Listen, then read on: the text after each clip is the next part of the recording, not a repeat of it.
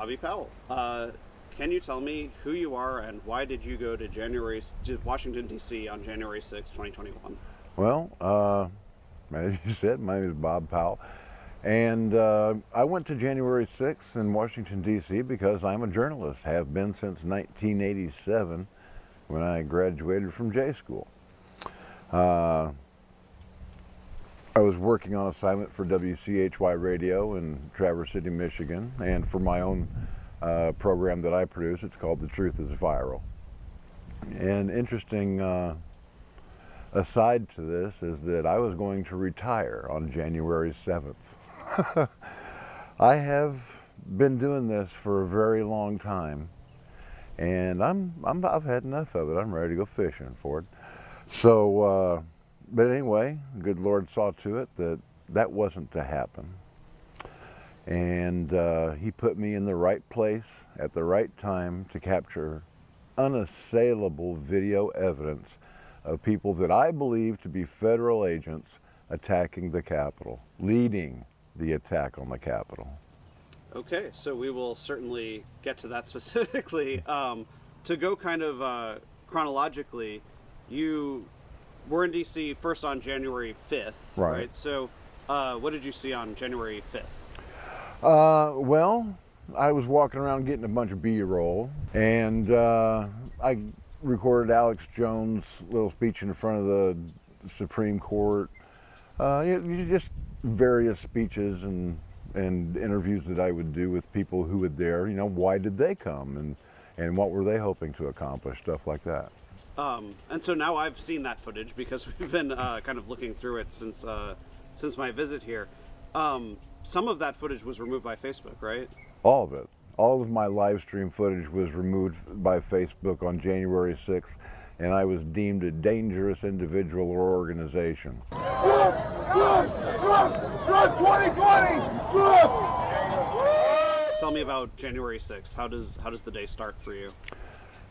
Zero dark 30. I get up with another journalist that I had traveled to D.C. with. We're standing on the ellipse in front of where the big screen is, and President Trump is speaking.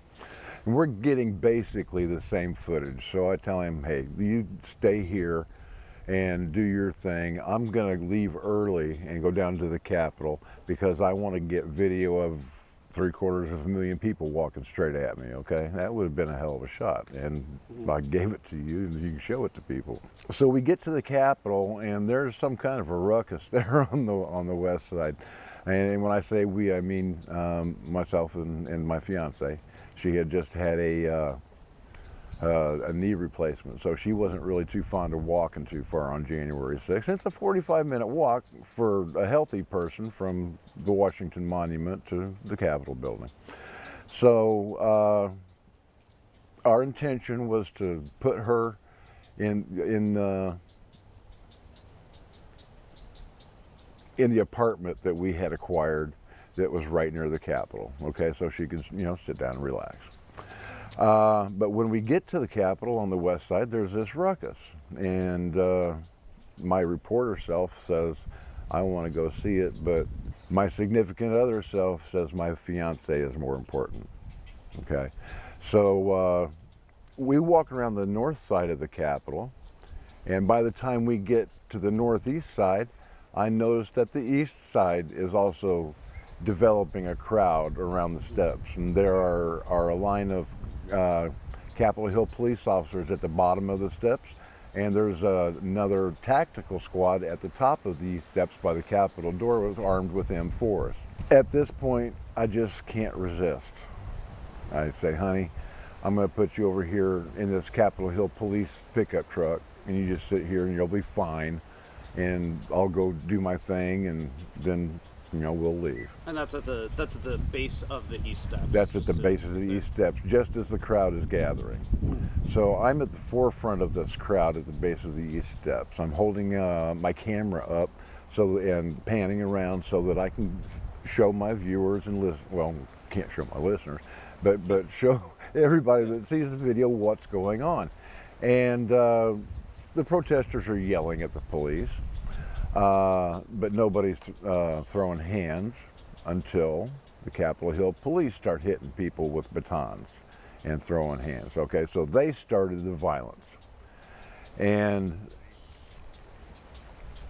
I was right there in like the second or third row back, and I was knocked down. So I'll never see that phone again.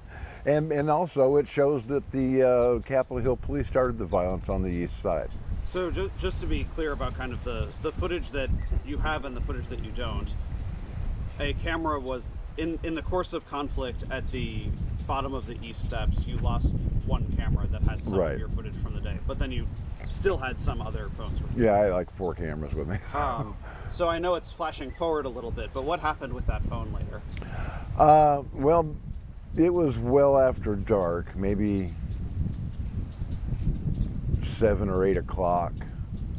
We'd gone back to the Airbnb that we'd rented, and I get a call on my phone, and it's a Capitol Hill police officer, a female, and she says, "We found a phone inside the Capitol," and that word "inside" is key, okay, because I never set one foot inside the Capitol building.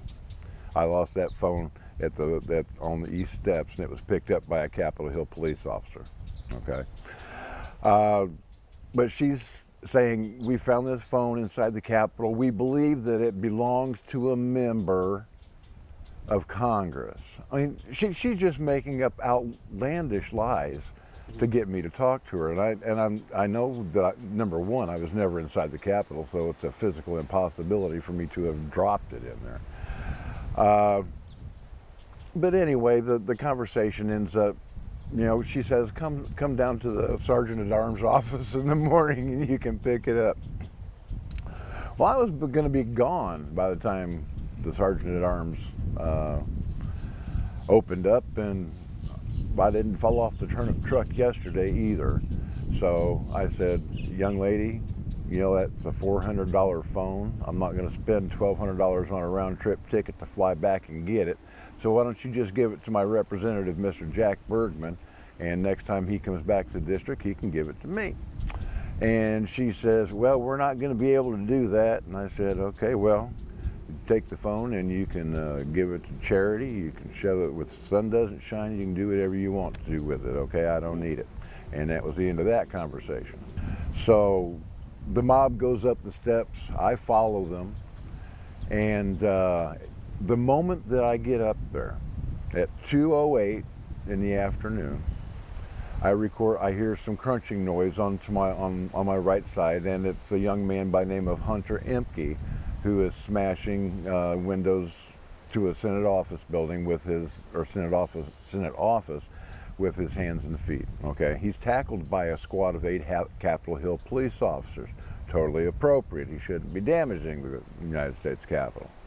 Okay, they take his driver's license and they let him go. Okay, after Hunter Emke had broken the window, this squad of 8 Capitol Hill police officers was standing there defending it. Now, these Capitol Hill police officers walk off into the distance. I believe they went down the stairs and back inside the building. But the point is that window was completely undefended. Anybody could just step through it at any time. And I turn around and I'm picking up some of this glass that Hunter Emke had, broken, and because this was a momentous event. I didn't know what started it. I didn't know how it was going to end, but I wanted to take something home with me as a souvenir, so I pick up a couple of shards of glass, no big deal. But then I hear this crunching noise to my right where he is standing, and it gets so loud that I have to turn my camera around just in time to see this man all dressed in militia type gear, paramilitary type duds, pulling that glass completely out of its window, throwing it on the ground, and stepping aside to let people in. And this kid comes rushing up like he's gonna go in that window, and that's when I break from reporter mode. Up until this moment, in all of my video that I shot, for the show and whatnot, you don't hear my voice once. But as I said before, I am a United States Marine sworn to defend this nation from all enemies, foreign and domestic. Nobody is going through a broken window during a riot into the United States Capitol on my watch. I wasn't going to allow it to happen. I took an oath as a 16-year-old Marine recruit, and that oath has no expiration date. I don't care if you're wearing a MAGA hat or carrying a Trump flag or an American flag. You're not going into that window. Okay, so this guy, the guy in the black, he notices now that my camera is on him. He sees my helmet clearly marked media and press. So he does a complete 180. 1 second, he's pulling that window from its frame and stepping aside to allow rioters to enter the building. And when he realizes he's on camera and that guy rushes in, I rush in. I drop my reporter mode, okay? That's when Marine kicks in, and I go in there, and I don't want to over-modulate your microphone, but I gave him a barbaric yawp. What did you say to him? Do not go in there. Do not go in there.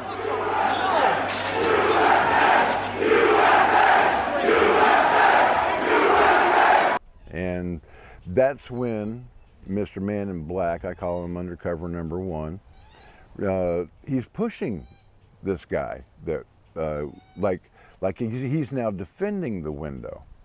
Now, my personal opinion is that he realized he had been caught, but did not realize how long my camera had been on him.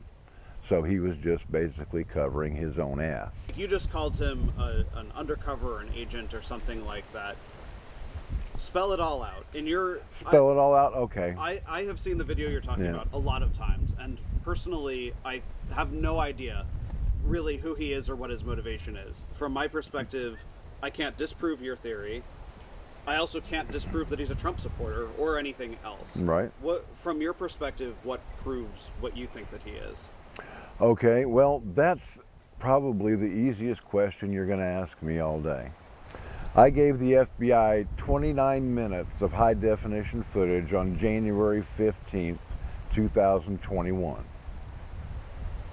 Since then, I have written or written them emails or called their tip line and volunteered to come in and give them an interview. And all of the footage that I shot on the 5th, 6th, and 7th, 6 times. Each offer has been refused. They will not return my emails. They will not return my FOIA requests. I have lodged 2 complaints with the Department of Justice Inspector General and with the FBI's Office of Professional Responsibility over the last 2 years. I'm getting absolutely zero response from the FBI. And getting back to the FOIA request, as you know, the government is required by law to respond to a FOIA request within 20 days. They don't have to provide the information that you asked for, but they do have to acknowledge that they received it and either grant the request or provide a reason why they're not granting the request. Okay. So the fact that the FBI hasn't gotten back to you, you're taking that as evidence that that the person is part of the FBI? Is that the logic? That is my logic. I don't know whether he is a GS-rated agent. I don't know whether he's simply an informant or possibly a private military contractor. What I do know is that the FBI is desperate to keep this man's image hidden from the American people. As I said, I gave him 29 minutes of HD footage on January 15th, 2021. As of this morning, they have not uploaded a single second of my video to their FBI.gov website, their YouTube channel, or put a single still picture of either of the 2 people that I believe to be federal agents on their Facebook page. They're putting up all kinds of fuzzy images of people milling around outside, not doing a whole lot of anything. But my close-up within 3 feet HD images of these guys, they're not interested in. Okay, they don't want the American people to know who they are. And that, to me, as I said, I don't care if they're GS rated, PMCs, or informants. They are agents in the broad general sense of the word. They are agents acting on the behalf of the FBI. If the publication of this interview and like me publishing your footage causes that to change in any way, right? If the FBI puts up, now we're looking for this guy, would that change your opinion about that? Absolutely not. No. Okay. What if he's arrested?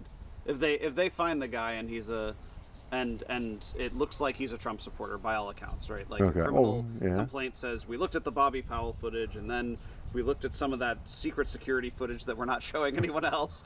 But because of that, we saw him walk to his car afterwards and take his mask off, so we know it's this guy. And his Facebook's full of MAGA hats and stuff like that. Whatever. Would you still be convinced of this, or if he was arrested and it turns out that he at least appears to be a normal MAGA person, would you not buy that, basically? I would not buy that for a second. I guess moving forward chronologically from there, then there's the fighting for the East Door, where by the way, we've found out since then that you and I were physically pretty close to each other. Like during 2 feet away. Yeah. So tell me about what happens in that fight for the East Door. Okay, well, I've got my one of my secondary cameras, held up high above my head so that I can get as much of the action as possible. And I'm making my way over to just basically right in front of the door. And I can see all the way through to the Senate chamber, which at the beginning, the doors were closed. But there's this guy on my left. He's wearing brown tactical gear and a balaclava, popular among special forces in the Middle East. And he's also kitted up, okay? He's yelling, hold the line, hold the line, hold the line, and pushing me and other people inside. So you were being pushed, but you didn't go inside. You kind of resisted, or you got away. Well, no, he was pushing me towards the doors, but I never actually made it inside, right, even though I was being forced, because the doors to the Senate chamber opened and a squad of Capitol Hill police officers with their squirt guns and paintball guns came out, and they started spraying the crowd with chemical irritants, and I got it right in my eyes. Right. And I was wearing contacts at the time. They practically melted to my eyeballs. So I'm functionally blind at this point, and the whole crowd's being forced back. But I wheel around, my camera's still going, obviously, and it captures video of this man that was in the brown balaclava holding the doors to the Columbus doors open with a large pole. Okay, and as I said, he was pushing people inside. And you got footage from Paul Mulholland that shows the exact same guy from the reverse angle. It's much clearer. And, I believe that if the FBI wanted to, they could stick these guys' images into their facial recognition database and know who they are within minutes. Okay, but the FBI just doesn't want to do it. They don't want.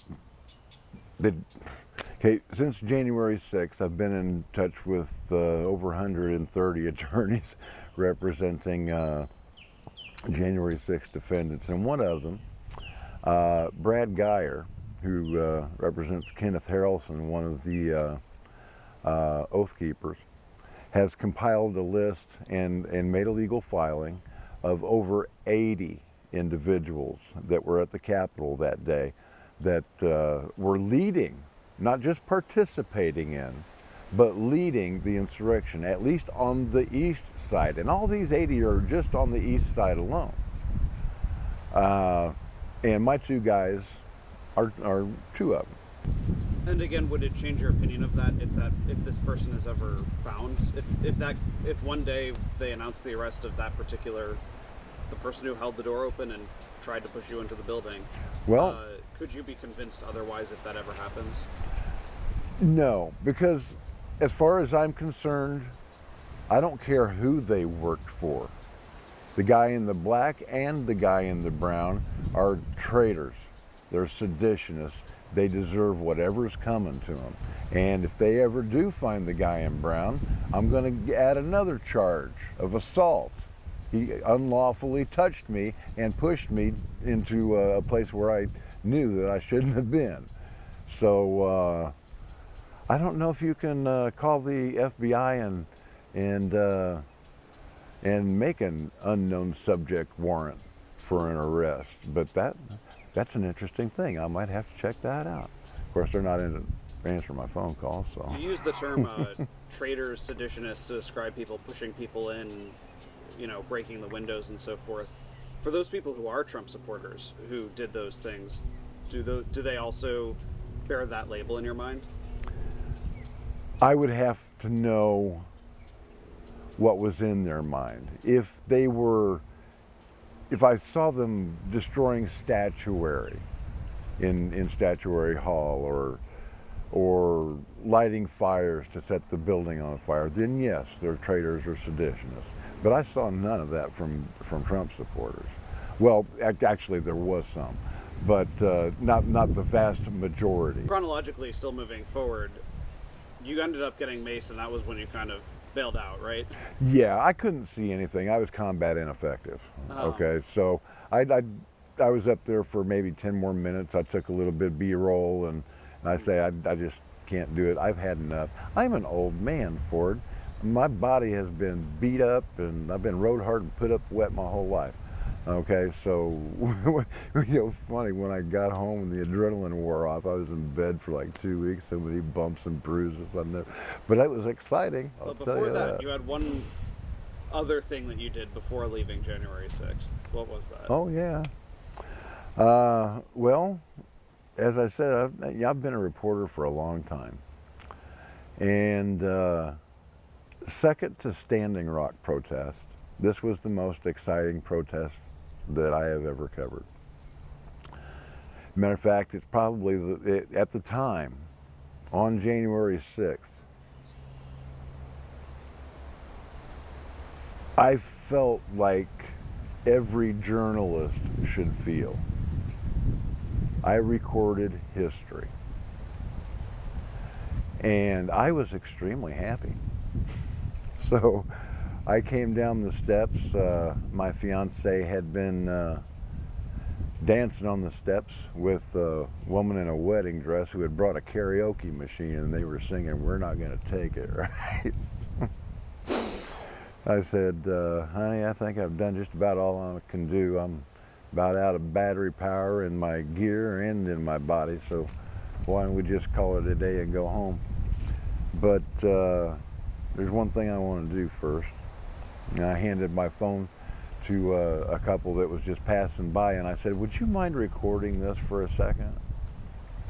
And I dropped down on one knee and I said, honey, I don't have anything, but I promise that if you'll marry me, I will love you for the rest of my life.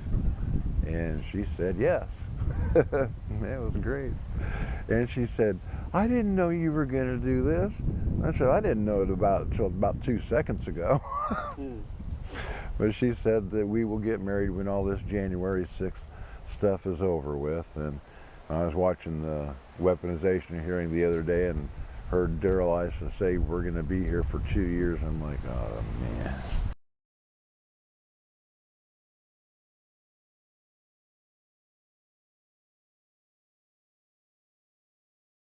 It's a 3-page written narrative of events of January 6th and what's happened since. Because, it's just common sense. Nobody's just going to take a thumb drive and say, here's video of federal agents attacking the Capitol. Nobody's going to stick that into their computer. Who knows what kind of virus could be on it, right? So I printed it all out. Okay, they have no excuse, these people that I've given these packages to. All I had to do is go to BobbyPowell.Substack.com and see the video for themselves. They didn't have to use the thumb drive at all. So you've been giving it to all sorts of people, mostly in the conservative media space? Oh, not just conservative. Brian Stelter's got a copy. Chris Lick, the owner of CNN, now has a copy. I sent him a copy 6 months ago. James O'Keefe first got his copy on January 18th, 2021, along with Dan Bongino, who got a copy through Facebook on June 6, 2021. I kept him updated over the next 8 months, and I also sent him 6 emails telling him all about this. Then I'm finally getting fed up of not having my emails or phone calls returned, right? So I'm starting to send registered letters, so people have to sign for it. And in December of 2021, I sent Bongino a thumb drive along with Marjorie Taylor Greene and Louis Gohmert and Matt Gaetz. Jack Posobiec got a copy at CPAC, and you've got that video. He says, boy, we're gonna dig into this, but you've never seen it anywhere. Okay, let's see, Trump's inner circle. We've got Mark Meadows signed for a thumb drive. Sean Spicer, I handed him a package at CPAC. I handed former Assistant Attorney General Matthew Whitaker a package at CPAC. I handed one to Kash Patel. Handed one to Trump. I drove to his office and handed Trump's lawyer Peter Tickton a package. Jim Jordan got his copy in June of 2021. I personally handed Matt Gaetz and Lauren Boebert a copy at a Trump rally in Sarasota on July 3rd, 2021. Gave one to Thomas Massie. He's also on the weaponization committee. And Greg Steube, I went to his office, which is like that way. I won't say exactly how far. But I went to his office in December of 2021 and dropped off a package. I met him again at CPAC in February of 22 and handed him another package, and he says, you know, I've seen this, but I'm really not on the right committee. Guess what, Congressman Steube? Now you are on the right committee. What are you hoping was going to come out of all of these people that you've been giving this footage to? What are you hoping that they do about it? And what are you hoping is going to come out of me acquiring your body of footage from that time? I just want people to see it. I don't care if the people that plotted this, I'm going to call it a coup, are Republican or Democrat or private people outside of the government. Whoever they are, they need to be brought to justice. Doggone it, it needs to start somewhere.